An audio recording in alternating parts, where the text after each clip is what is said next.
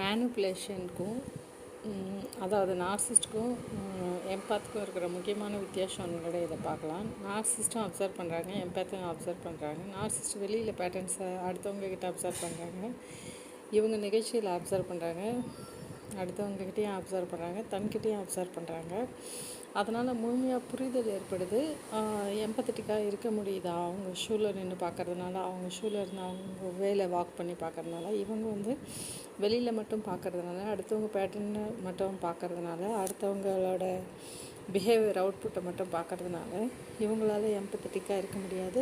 அந்த காக்னேட்டிவ் எம்பத்தட்டிக்காக தான் இருக்க முடியும், எமோஷ்னல் எம்பத்தட்டிக்காக இருக்க முடியாதுன்னு சொல்லுவாங்க.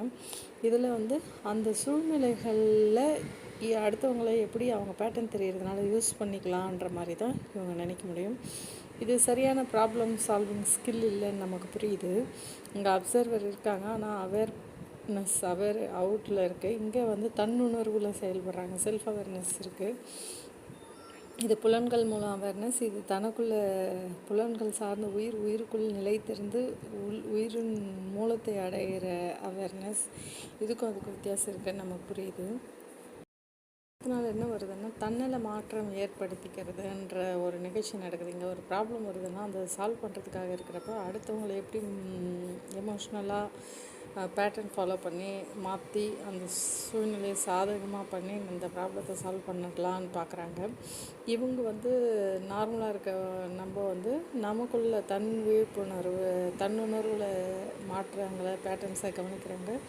தன்னோட ஸ்கில்ல இந்த ப்ராப்ளத்துக்கு ஏற்ற மாதிரி தான் என்ன மாறணும்னு யோசிக்கிறப்போ இந்த ப்ராப்ளம் மட்டும் சால்வ் ஆகிறதில்ல, இந்த பேட்டர்னில் இருக்க எல்லா ப்ராப்ளமும் சால்வ் பண்ணுற ஸ்கில் கிடைக்குது. இது நிரந்தரமான லாபமாக இருக்குது. இது வந்து தற்காலிக லாபமாக இருக்குது. இது செய்ய அவங்களுக்கே போர் அடிச்சிடுன்ற மாதிரி இருக்கும். அதனால் நிரந்தரமான வெற்றியை நோக்கி போகிறது ரொம்ப கஷ்டமாக இருக்குன்றதை நம்ம புரிஞ்சுக்கலாம்.